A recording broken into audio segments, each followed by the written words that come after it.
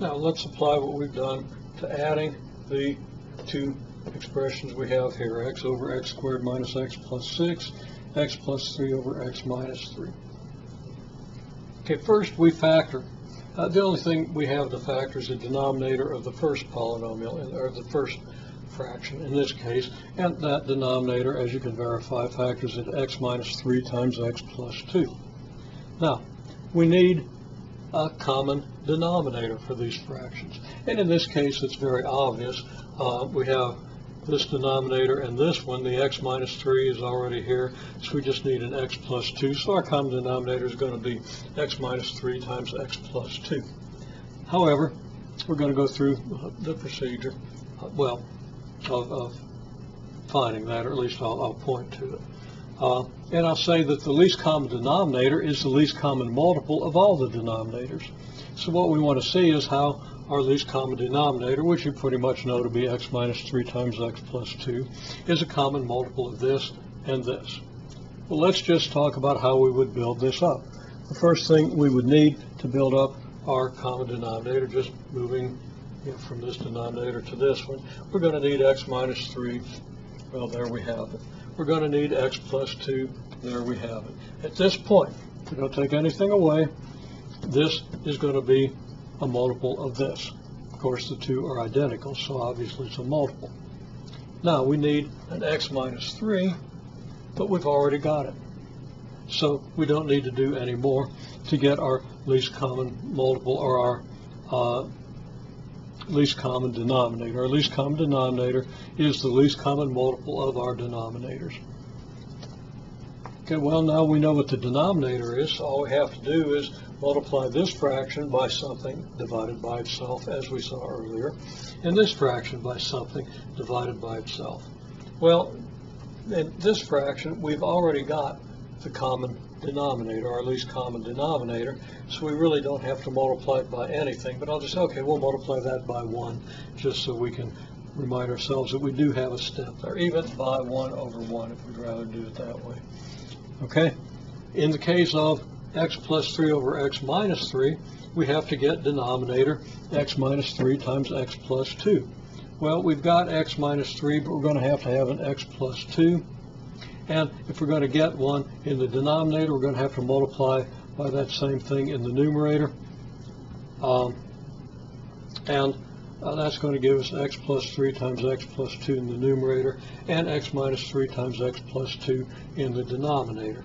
Now, I'm running out of board space, so I went ahead and multiplied x plus 3 by x plus 2 to get x squared plus 5x plus 6, so that this fraction here is expressed as x squared plus 5x plus 6 over our common denominator. This one, of course, has always been over that common denominator. So now we can add the two numerators, and it would have been nice if I'd have done that correctly. Actually, I did. Okay, I was thinking that was an x squared. So x added to x squared plus 5x plus 6. Well, we're going to have a 5x, we're going to have an x, going to give us a 6x. And then we have the x squared and the 6, which are unchanged. And here's our result. And that's the process. It's exactly like the process we used earlier with some somewhat simpler fractions. But now we're going to be a little more formal, a little more meticulous about getting a least common multiple of our denominators and using that as our least common denominator. We'll look at one more example. Let's apply the same procedure to this addition. We first factor our denominators.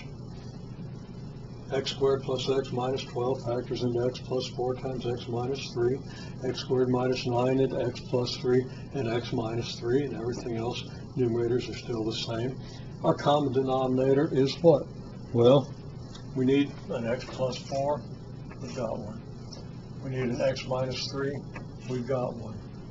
Here we need an x plus 3, we don't have one yet, so we better put one in there. And we need an x minus 3, but we've got that. Okay, so here's our common denominator. To put this first expression over that denominator, to get the expression in a form where it has the common denominator, we first observe that its denominator has everything except that x plus 3, so we multiply by x plus 3 over x plus 3. The second denominator is x minus 3 times x plus 3. We got that. But we don't have the x plus 4, so we'd better multiply by x plus 4 divided by x plus 4. That's going to match up our denominator. So our common denominator expressed here and expressed here is just the same as what we said it was. Our numerator here is going to have to be x plus 2 times x plus 3. And we're going to multiply that out to get x squared plus 5x plus 6.